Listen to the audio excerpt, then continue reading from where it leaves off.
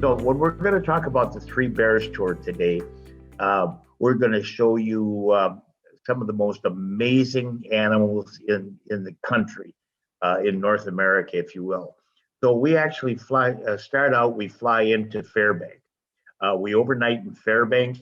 The next morning, we fly up over the Arctic Circle to Kaktovik. We spend the day in Kaktovik, and that's where we're going to see the polar bears. We'll fly back to Fairbanks for an additional couple nights. Then we'll take the train down to Denali National Park. We'll go buses out to Kantishna, which is 92 miles into the park. Spend 2 nights there. We'll come down to Talkeetna, spend the night in Talkeetna, and then motor coach to Anchorage, where we'll catch a Alaska airline flight down to Kodiak for 2 nights. Then we'll come back overnight in Anchorage, tour the city, do a couple other hotspots in Anchorage, and then fly home the next day. So this is basically an 11-day land program that we'll be talking about today. So we fly into Anchorage, into Fairbanks, and overnight, and our lodging will be at the Bear Lodge, very unique hotel, has a great restaurant in it, big spacious rooms.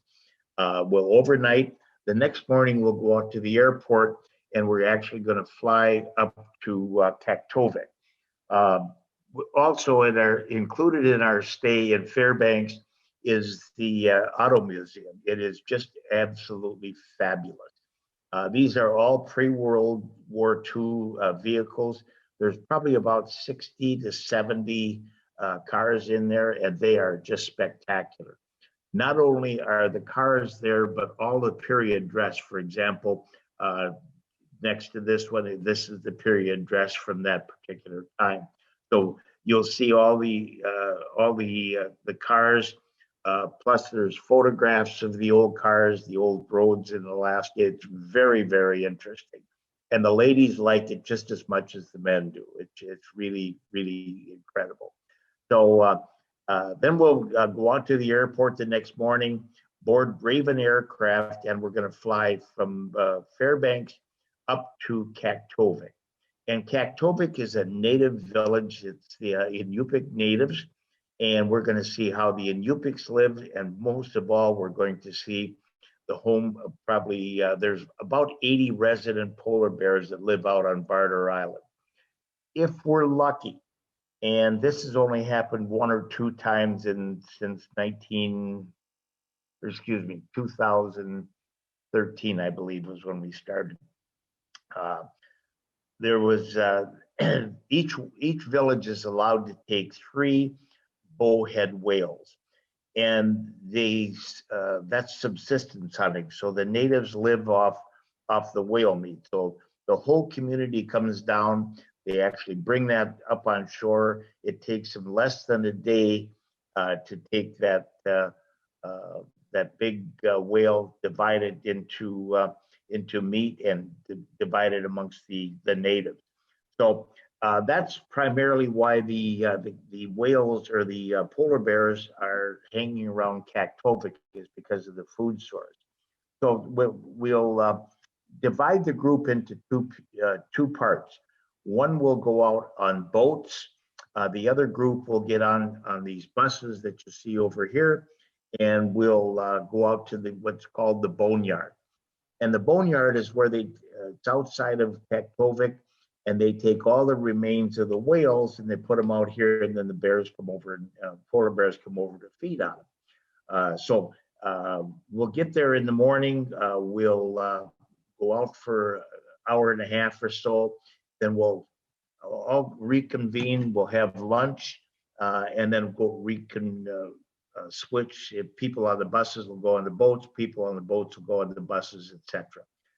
So the next, this is again the bears feeding off the boneyard.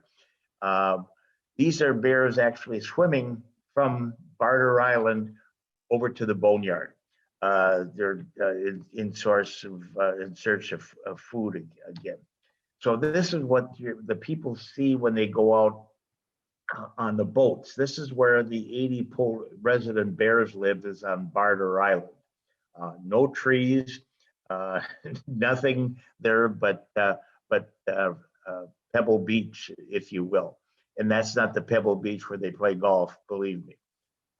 You don't want to get close to those, because we would look like a big seal to them, and that they'd be licking their chops at us. So we stay our distance, but you're going to get some great photographs of it. So we'll fly back into Fairbanks overnight, and the next morning we're going to take a drive out to Chena Hot Springs. And we encourage you to bring your swimsuit if you'd like. These hot springs are about 105 to 108 degree natural heat. So you can take a dive in here. And then afterwards, we're going to go over to the Ice Museum. And this is really an incredible treat. Everything is, of course, below zero, or probably 20 to 30 degrees or colder. So they give you big insulated jackets to come in, parkas, if you will. We'll spend about 15 to 20 minutes in here. What you're looking at here is the apple martini bar, and you got to have an apple teeny. So the glass is made out of ice, and when you come in, you'll actually see them making that ice, that glass, out of a chunk of ice. It's on a lathe, and it's really kind of cool. And then they give you the glass, have an apple teeny sitting on these. There's actually, the bar stools are made out of ice as well. Everything in here is made of ice. So it's a really neat experience for the morning. Then that afternoon, we're going to come back into Fairbanks, and we're going to go out to the Trailbreaker Kennels. And this is the home of the late Susan Butcher. Susan is the 4-time Iditarod winner, and unfortunately, we lost Susan to lymphomic cancer in 2006, I believe, 2008. But her husband David and the 2 daughters continue to run the kennels. You're going to get a chance to meet them, and we'll actually have lunch out there with them, and you're going to be able to play with the dogs. And that's what we call forming a lasting relationship and a remembrance. When that puppy licks your face, that's something you're going to remember for the rest of your visit through Alaska and when you get home. That's creating an emotional experience, and that's what we want everybody to have, especially on this trip, because it is one of the best trips I've been on in Alaska, and I've been into Alaska probably 50 times. So the next day, after spending a couple days in Fairbanks, we'll board the Alaska Gold Star Rail, and we're going to head south down to Denali National Park. The Gold Star is what you will be on, and that's the first car behind the engine and the baggage car. You have incredible views of the wayside as we're headed down to Denali. So we'll have dinner on the train, or lunch on the train as well. The upper level is your seating. Down is the private dining room for the Gold Star service. The back third of the car is the open veranda, if you will. So it's covered on the top, but it's a great place to go out and get some incredible video and photographs of the scenery as we're headed down to Denali National Park. So we'll arrive in Denali, and this is unfortunately what most of the people that go to Denali experience. This is the Princess Lodge here. That has in excess of 700 rooms. This is the Holland America's Lodge, and that has in excess of 400 rooms. So we have approximately 1,100 hotel rooms, equates to about 2,200 people at every given night in Denali. It's a mess. Well, the only way I can explain it. It's not Alaska touring at at its best. So this is what they call their Denali. This is all what we call Glitter Gulch. So there's gift shops, there's a Subway shop, ice cream shop, everything all lined up. It's it's a lot of stuff that's made in China and sold to you as a Alaska souvenir. So that's their Alaska. We're going to show you our Alaska. So we're going to take. By the way, those two tours will Princess, Holland America, Celebrity, etc. They will give people the option of one or two tours. The first one is the Natural History Tour, which basically goes about 23 miles into the park.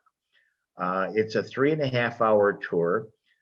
You basically will see very limited wildlife, if any, no views of the mountain, but you'll have a narration of the whole history of Denali National Park. Thus, it's called the Natural History Tour. And there's over 100,000 people a year that do that tour. And the problem with it is, ladies and gentlemen, is their expectations are set so high and the product is delivered is so inferior, they go home thinking, what a waste of time to go to Denali. It was nothing. And I'm sure you've talked to a lot of people who've been to Denali. They haven't seen wildlife. They haven't seen the mountains. The reason was because they didn't select the proper tour. So the second tour is a much better tour. That goes out roughly 56 miles, the Stony Hill Overlook, 62 miles, if you will. That's a much better tour. They should see moose, Dall sheep, grizzly bear, caribou, the smaller animals, ptarmigan, possibly wolves, etc. There is a 30% chance, 30%, that they will see Denali. And there's a couple good viewpoints. There's a spot right in through here. There's another spot here at Sable Pass. There's another spot right in through here. You can see it. However, Denali, which actually sits right down here, Denali makes its own weather. Denali is 20,320 feet. Mount Foraker, Mount Evans are all right in through here, and they're all in the 18 to 20,000 foot range. So what happens is the warm, moist air from the west comes in and it comes across the flatlands, which are about 60 to 70 degrees. And then they hit these peaks, and the temperature up there is 10 below zero. So what that does, it makes an incredible weather front. And that weather front basically follows the range right up through here, and it cuts off the views for Denali. Denali actually sits right down here. So that's why there's only 30% chance that they see the mountain. That's not our figures, that's National Park Service. So what we're going to do, ladies and gentlemen, we're going to take you all the way out. We're going to take you 92 miles out past Stony Hill Overlook. This is Eielson Visitor Center right here. That's a beautiful spot, which I'll show you a little later in the presentation. We go out to Wonder Lake, sits right here. And Wonder Lake is 23.5 miles from the face of Denali. It is the best view anywhere in the park you can have. And I'll be showing you some photos of that. And then we'll continue out to Kantishna. That's 92.5 miles into the park. There is about 20 to 22,000 people a year out of that 1,600,000, 900,000 that go to Alaska that actually get a chance to experience Kantishna. So you are going to be one of the privileged to go out here. And we'll talk about that a little bit later. But Kantishna was actually a gold mine development. They actually discovered gold in 1906 out there, right in Moose Creek, which we'll talk about a little later. But that's the 3 trips that are available in Denali, and you will be on the Cadillac of all the trips. Going out to Denali, we have a private vehicle. The Natural History Tour and Tundra Wilderness Tour, they carry exactly 56 people on their buses, if you will. They're not coaches, they're buses. We carry, our group will be 24. We'll have 24 people on this. So the driver is very experienced. For example, Martin has been driving for, I believe, 32 years out there. Really knows where the wildlife is. You're going to have just an incredible adventure. 4.5 hours out to the Kantishna and 4.5 hours coming back from Kantishna 2 days later. So this is one of the better trips into Denali without a question. You're going to see some incredible scenery on the way out. This is what they call Alaska's subarctic region. It's pretty amazing. Of course, in fall color, in fall during this trip, you actually will you will see the fall colors changing. All the gold trees. We don't have hardwood maples, so there won't be any reds in the trees, but the ground cover, for example, the photo behind me that you see here, that is, that's actually, move this over just a little bit. That's actually Blueberry Hill, and what you're seeing, the red in there are the blueberry bushes, that are turning colors in the fall. So that's what you're going to be able to experience all the way up in and out of Denali. You're going to see the second of the three bears. This is the grizzly bears, and they run somewhere between 500 and 600 pounds. They have a diet that consists of berries, marmots, which are kind of like ground squirrels, etc. And especially in the fall right now, they're foraging, getting as much to eat as they can. They have to put on a lot of fat to survive the hibernation of 4 months, where they basically sleep and burn up the fat that they have. So they're moving around in earnest hunt for food. So this is probably one of the better times of the year to see the grizzly bears in Denali. Also, you're going to see Dall sheep. You could see as many as 100 Dall sheep in there. That's basically, the Dall sheep is what Denali was named for as a national park because of the Dall sheep. And caribou, at this time of the year, you're going to see some just marvelous caribou with their full mounts. And again, you're going to see the ground, the fall colors are just beautiful in Alaska. We started doing fall color tours in 1989, and we were the first company in the world to do fall color tours of Alaska. And they were just fabulous. People came in and had such an incredible time because the colors are beautiful. The wildlife is more plentiful. It's just a great time to go to Alaska. And of course, the clarity of Denali is incredible. So this is a big bull moose you see here in the foreground of Denali. So that's what you're going to see is bears and caribou and Dall sheep and moose, and hopefully you'll see the big views of the mountain like this. This particular photo I took at Eielson Visitor Center. There was a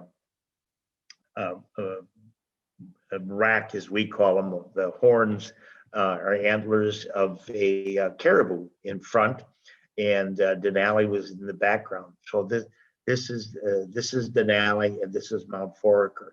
So as you can see where the snow lines are, this is what causes the weather fronts, because when that warm air comes across and hits that coastal mountains or the Alaska range, it makes an incredible weather front. So hopefully you'll also see wolves. Sometimes they're right on the highway. Sometimes they're not. They're kind of evasive to man, but we've had many instances where they're actually walking right up on the road. Of course, we stop the bus for all wildlife, so everybody gets photos. When we get to Wonder Lake, this particular photo is probably the photo that's used in all of the publications of Holland America, Princess, Celebrity, AAA, everybody that sells Alaska, they always sell this picture of Denali and Wonder Lake. The problem is that they never advertise and tell you you're not going to see it because you have to go 90 miles deep into the park, and they're either going to go 23 miles or 56 miles. They're not going to take you 90 miles deep. So you're going to be one of the privileged people to be able to see this, and let alone actually hike and fish in that lake if you'd like. So we're going to go 92 miles deep. That's the end of the road, and that's where we're going to find Kantishna. This is our Denali again. You saw the picture of the 700-room Princess Lodge. You saw also the 400-room Holland America Lodge. This is the 82-room backcountry lodge. So in other words, that equates to having maximum of 150 people, 160 people there versus 2,200 people. Big difference in the experience you're going to be able to have. You're not going to have to wait in line for breakfast, lunch, or dinner. You're not going to have to wait 15, 20 minutes to board a bus. You're not going to have to wait and fight 1,100 other people for anything. You're going to be basically by yourself in Denali, which is a great asset for us. So this is the main lodge. The cabins are all over on the side, as I showed. This is the main lodge. The downstairs is the dining hall. The upstairs is kind of the lounge and the relaxation area. This is a spa. So if anybody wants to go out in Denali and just relax, or if you're hiked for the day and have sore muscles, you can go to the spa and get a nice relaxing massage for you. But the lodge itself, these are the hotel rooms. So you either have a king size bed or 2 queen size beds. They're very, very Alaskan, have full facilities, shower, bathrooms, of course, heated. So in the fall, it can get down to in the high 30s in the evening. So it's heaters are nice, keep you nice and warm. As I mentioned, over in the main lodge, downstairs is the dining hall. The upstairs is they have a small bar, cocktails and wine, beer, and then they have everything's kind of set up with these big soft couches. So it's a very relaxed atmosphere. As you can see, all these people with the blue jackets on, those are our signature jackets. You'll have one of those as well. So it's just a great 2 days that you're going to have there. So while you're there, everything is inclusive. All your meals, of course, on the whole trip are included. All your attractions are included.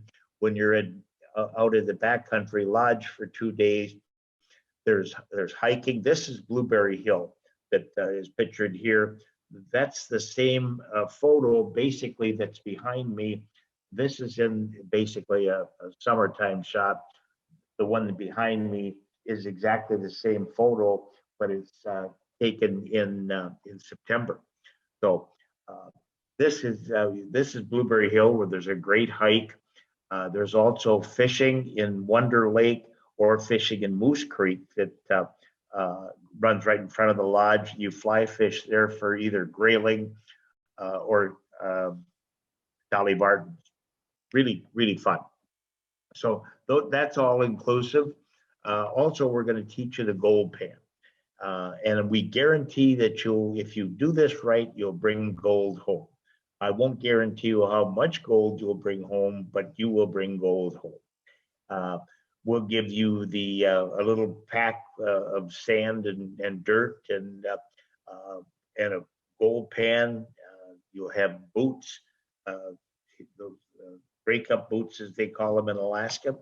And also, if you'd like to have a little stool to sit on, you can do that as well. So we'll teach you how to pan for gold, and you'll have a little souvenir to bring home of your gold panning experience in Kantishna. So the next morning after breakfast, we'll head back out from Denali or from Kantishna out to Denali. And again, it's just a beautiful trip out. You're going to see in the morning, you're going to see more bears, more caribou, more moose.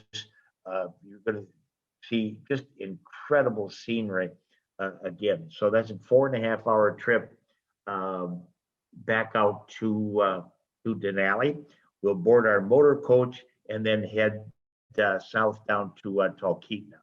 We'll arrive in Talkeetna shortly after lunch. We'll have lunch at the hotel. This hotel looks right over the south face of Denali. It's the Talkeetna Alaskan Lodge. It is one of the most beautiful lodges in Alaska. It looks over the south face. So you spend 2 days over on the north face, over on this side. So now we've come across over on the east side, and now we're looking at this is the south side. This is actually where the mountain climbers actually go up, traverse up this route up to the top. From Talkeetna is where the base camp, where they actually start. So you'll get some great views here. You can actually this hotel is just it's so warming. The atmosphere is just very calming to you. There's always a nice fire going in the fireplace, especially in the evenings when it cools down. And being that you're in September, it's a great chance. I'm not going to say you have 100% chance, but there's a good chance that you can see the northern lights. And most of our rooms should be looking out. Well, you'll have views from your hotel rooms of the lights, but they also have a wake-up service. So if you want to leave your room number with the front desk, and if the northern lights come out, they'll call your room, and then you can go out, get dressed, and go out on the patio and get some great shots of northern lights. So that's our adventure in Talkeetna. And then from Talkeetna, we'll drive down to Anchorage the next morning, go out to the airport, board the Alaska Airlines 737 jet service to Kodiak. And Kodiak is known as the Emerald Island because it's so green. It's just a beautiful island. There's a lot of interesting aspects about Kodiak that we're going to be able to partake in. So we'll be 2 nights at the Kodiak Inn, and this looks right over the Kodiak Harbor. The next morning after breakfast, we're going to Andrews Airways is going to come and pick us up, and we'll go out to their loading facility. We'll board these beavers and otters, and we'll fly across Kodiak Island over to Geographic Harbor. And this was one of my favorite parts of the trip. I just really enjoyed it. So we land on Kodiak, on Geographic Harbor, and we're going to spend about 3 hours watching the bears. And this is the area where we actually land in the water. You'll be given hip boots, hip waders, because, well, it's a tidal thing. But anyway, we walk out and we have this viewing area where we get incredible views of these. These are the Kodiak bears or Alaska coastal brown bears. Now, we talked about the grizzly bears. The difference between a grizzly bear and a coastal brown bear is size. They're basically the same family of bear. The grizzly bears are the interior brown bear, and like I said, they live on berries and ground squirrels, etc. The coastal brown bears live on salmon, so their protein level is 100 times what it is on the interior bears. So these bears get between 1,000 and 1,100 pounds, so they're twice the size of the grizzly bears. You're going to see some massive bears in here. This is one of the best experiences I've had in the state of Alaska. This video that I'm going to show you next, I actually shot this in 2015 of the bears.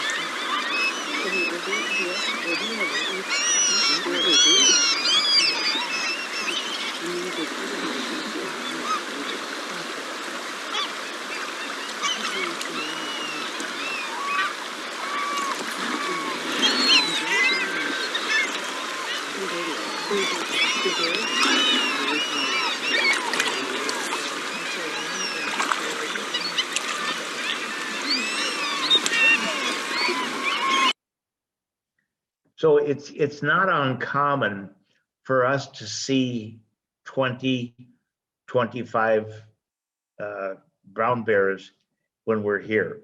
Now we have a guide that's with us, and the guide is watching out for us.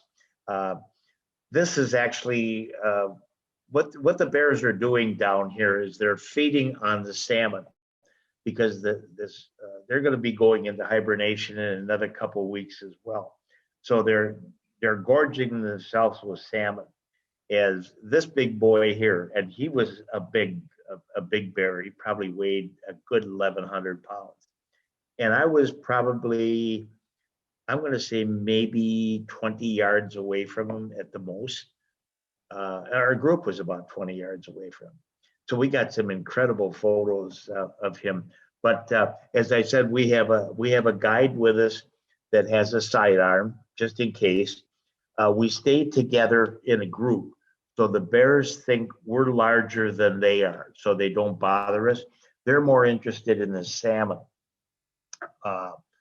than they are in us. But just in case they get aggressive, he does have a sidearm with him that will stop a couple bears. But it's all the years in history of taking people down to that spot, they've never had an incident ever. Or believe me, they wouldn't be going back. So after 3 hours, we'll come back into Kodiak, and we're going to do a little touring of the history of Kodiak. So we'll go out to a couple of the Russian Orthodox churches. We'll have the priest take us through and show us all the artifacts that came over from Russia. There's also a Orthodox seminary here as well. But he'll take us through and explain everything in the church to us, what the paintings mean, etc. Then we'll go over to the Baranof Museum, and that's an incredible lot of history in there. Then after that, we're going to take you out to Fort Abercrombie. And Fort Abercrombie is very, very interesting. A lot of people aren't aware of it. But during the Second World War, the Japanese invaded Kiska and Etu in Alaska on the end of the Aleutian chain 1 year after Pearl Harbor.